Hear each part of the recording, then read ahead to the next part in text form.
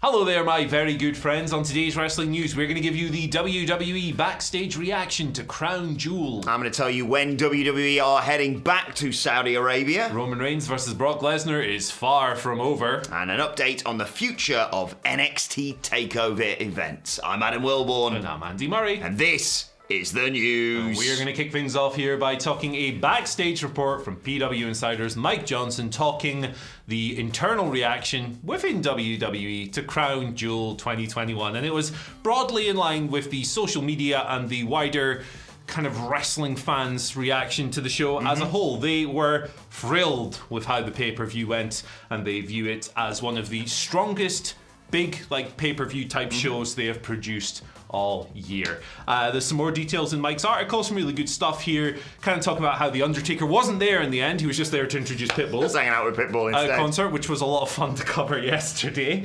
And of course the Olympian Tariq Hamdi, who appeared alongside Mustafa Ali and Mansoor, kicking the crap out of Ali.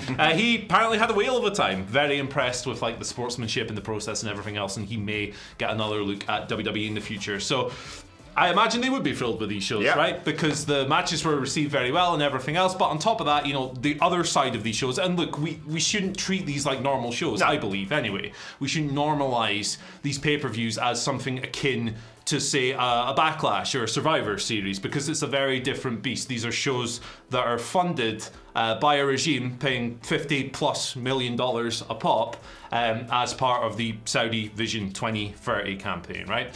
So we shouldn't sit here and take them as something independent of that, because that would be disingenuous and that would be wrong. So I can imagine that of course they would be thrilled with this. I actually tweeted this last night before this report came out. Yeah, they will be delighted with this because the quality was so high, or the perceived quality of these shows was so high, that it made people forget about the grander issues of all of this and the wider concerns with these pay-per-views and the allegations of sports washing and everything else. They made people talk about the quality of the matches, which should always be the case.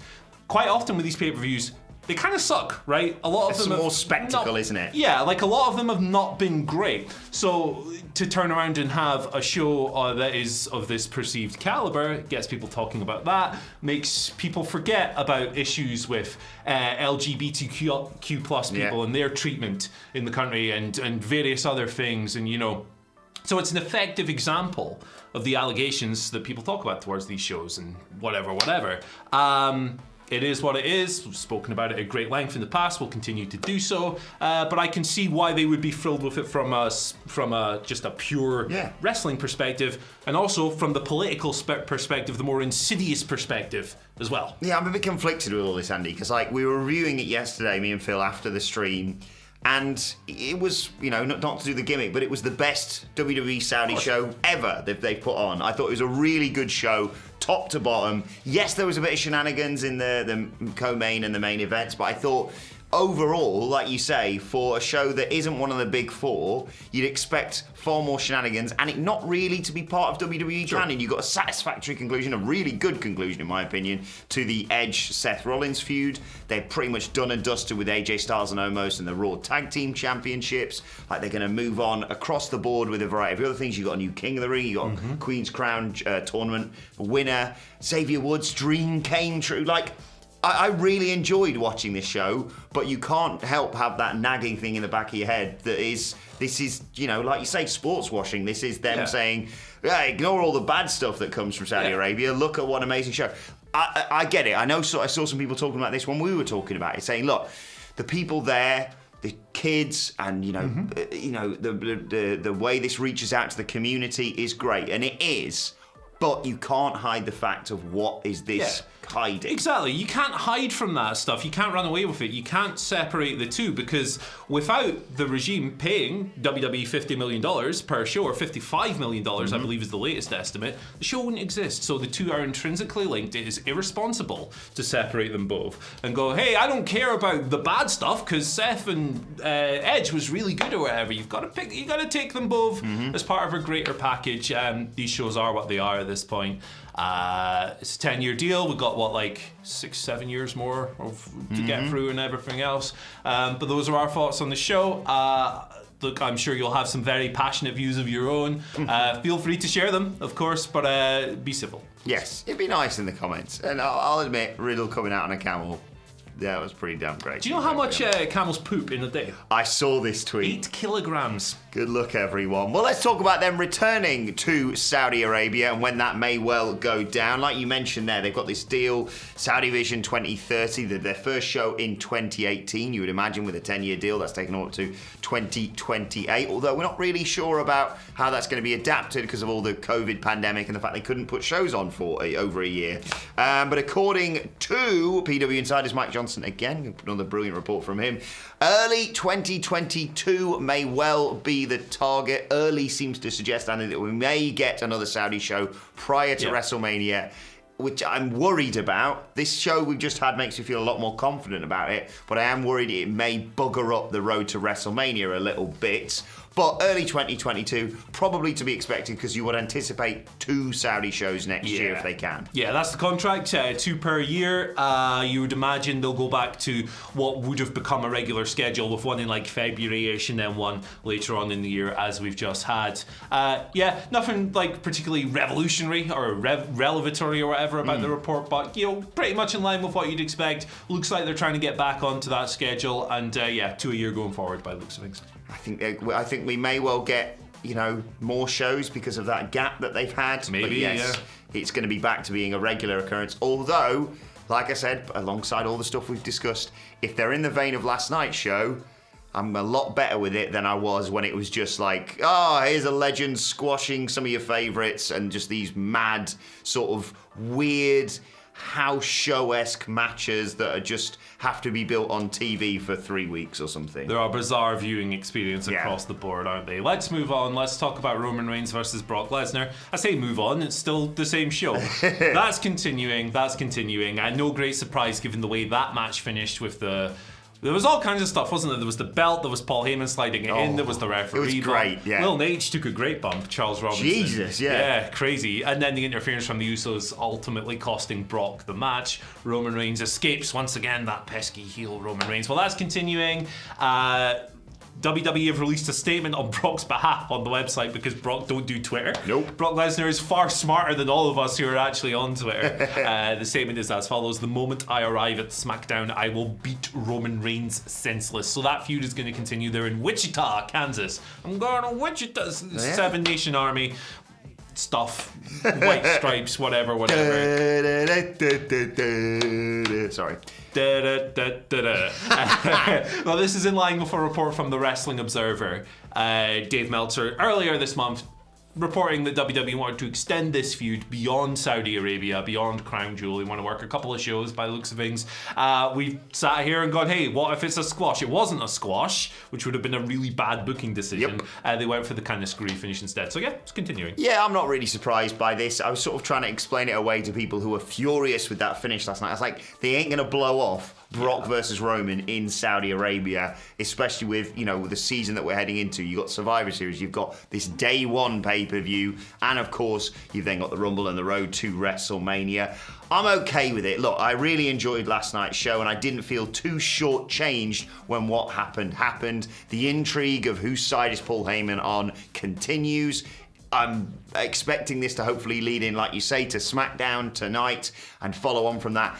You saw when those two were coming out and they were stood in the ring, it genuinely had a big fight feel, a WrestleMania main event sort of feel to it. I'm happy with it continuing, especially with the roles being as they are rather than the age-old Roman's the babyface going up against that bastard Brock Lesnar. Damn Brock. And it's going to be fun to see, Roman, take the high ground and say, I won, why would you have another shot? And Heyman not really know what to do, just like last night, and also try and maybe do the bidding of Roman to say, he lost, back of the line with him. It could well be a Survivor Series main event if they're not doing brand warfare up and down the card, although I'd be totally fine with Roman Reigns versus Big E, with Brock Lesnar as the special guest referee, because I'd like to see him in a referee jumper. I'd love it. But yes, not exactly surprised by that. Flannel over the top, why not? Why not? There's more about that in the Twitter questions, but let's conclude by talking about NXT TakeOver. It's one of the flagship things from WWE, one of the best shows monthly or whenever it was regularly to tune into. But it's not like we're getting anyone anytime soon. Last takeover, of course, TakeOver 36 in August. But according to, again, PW Insider's Mike Johnson, no takeover events are scheduled for the rest of the year. We've got Halloween Havoc, of course, coming up next week with a whole load of title matches on there. At the moment, WWE's calendar going forward, it looks like this. Survivor Series on the 21st of November. Then you've not got a TLC pay-per-view, of course. We mentioned that a while back. Instead, we have Day 1 on, yep, you guessed it, the 1st of January. Following up that with the Royal Rumble, which Brock Lesnar has been, reported as at least appearing at on the 29th of January. Yeah. No mention of takeovers in that schedule, which, to be honest, considering where they are with NXT 2.0, is no real great surprise. I think the biggest thing they're going to do right now is something like a Halloween Havoc that we've got next week. Yeah, it's going to be seen as more of a disappointment than a surprise, isn't it? Yeah. Like the lack of takeovers on the internal calendar. And it's, I think it'd be hard for this new roster unless you, mix in the old talent to live up to a takeover. Yeah, exactly, because the brand has changed. It's not a work rate brand anymore, right? It's not about having work rate. It's not about having these popping matches and everything else. It's gone back to its developmental roots, and we can argue the merits and the what's the opposite of a merit? The bad stuff, I guess. Negatives. Pluses and negatives. Why did positives and whatevers? Why didn't I just say that in the first place? But you can argue that till the cows come home. But yeah, it is a tougher fit. That's not to say there aren't people on that roster who could have great matches. But the focus has shifted. Braun Breaker. I'm really looking forward to Braun Breaker versus I'm buzzing for Halloween. I genuinely think it's a really exciting show. Like, it might not be great. Yeah. But you've got like Carmelo Hayes going to a haunted house. Yeah. You've got the spin the wheel mate there. You've got a bloody mad ladder match for those women's tag team titles. Maybe Io Shirai's going to put another bin on her head and jump off something. Who knows? I'm up for more bin heads. That's the thing at NXT 2.0 in general, isn't it? It's like, you sit here and pick it apart, and the bones of a great wrestling show aren't there. But if you kind of detach yourself from it and just enjoy the stupidity of a lot of these things, I'm telling you right now. Go and do the gimmick. If you aren't watching NXT 2.0, you're missing out. I'm not saying you're missing out on a fantastic show, but you are missing out something in your life. And for me, Andy Murray, imagine, I know they're not, but imagine if they were involved in Survivor Series. Imagine them turning up. Oh, congratulations, you've got a team with Drew McIntyre and Madcap Moss and bloody Happy Corbin. Too late, Tony D'Angelo's here, huh? Tony D'Angelo, Von Wagner, he's got heart. You've got bloody Joe Gacy knocking about with Heartland. Shouts to Joe Gacy. Imagine that team, and then Roman Reigns, Big E, and Braun Breaker. What a match that could be. Honestly, if you're not watching NXT 2.0, like I say, you're missing out. Do you reckon Braun Breaker would just pay Brock Lesnar off because of Brock's mercenary reputation? It'd be quite easy, wouldn't it? Forget about it. I think if you had that, the reason they can't do it is because Braun Breaker would put both Big E and Roman Reigns in the Steiner recliner, and then they'd just be ruined because the people are like, point. There's the biggest star in the world. Good point. Can't put them on TV at the same time as these guys. They'll look inferior. Let's move on to your Twitter questions at WhatCulture WWE, of course, if you want to get in touch. Wrestling with Doom sends us our first question today. This is Bruce. He says he loves news. Lovely hat on Bruce as well. Hello, Bruce. Good boy. But Wrestling with Doom says, Happy Friday, legends. How would you feel if Adam's best friend MJF were to go after the TNT belt instead of the AEW one? He's beaten Sabi, so he has got a claim. Yeah, I like that idea a lot. He's beaten Sami, like you said. It keeps him away from the world title picture for a while. Maybe that's something you want to build to on a longer scale. Also, you could do some really interesting things with Cody. Cody, of course, the first TNT champion. They have that past rivalry. They've not gone back to that at some point. I think we're approaching a time where you could go back to that if you wanted to, and it would feel fresh and new, because it's been like over a year now.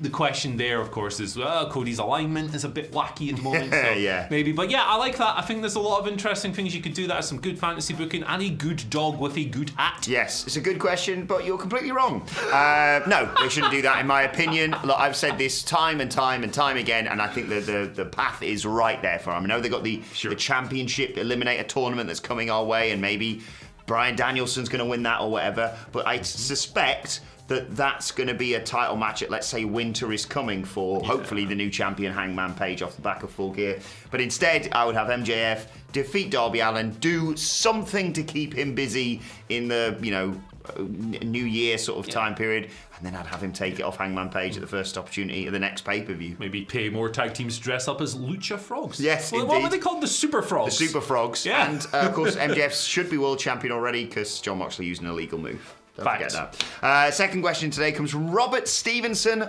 voiceovers. If you want us a voiceover, head to Robert Stevenson for that. Who says, "Howdy, fellas." American accent optional, so obviously. Yeah. Instead of Queen's Crown, how much more interesting would it be to see Shayna Baszler tap through and become the Intercontinental Champion? I did not. What have you just said to me, mate? How about Shayna becomes the IC champ? Oh my goodness, that's interesting. The intergender bridge isn't something WWE have crossed a lot, obviously. Nope. They've done bits and pieces here and there. Nia Jax entering that men's Royal Rumble at the end. Nia Jax and they were going to do something with Dean Ambrose, weren't they? They had a couple of faces. Yep. Did she punch him in the face? She definitely squared up to him. Yeah, there was something going on there that I don't quite remember because my head's made of Swiss cheese.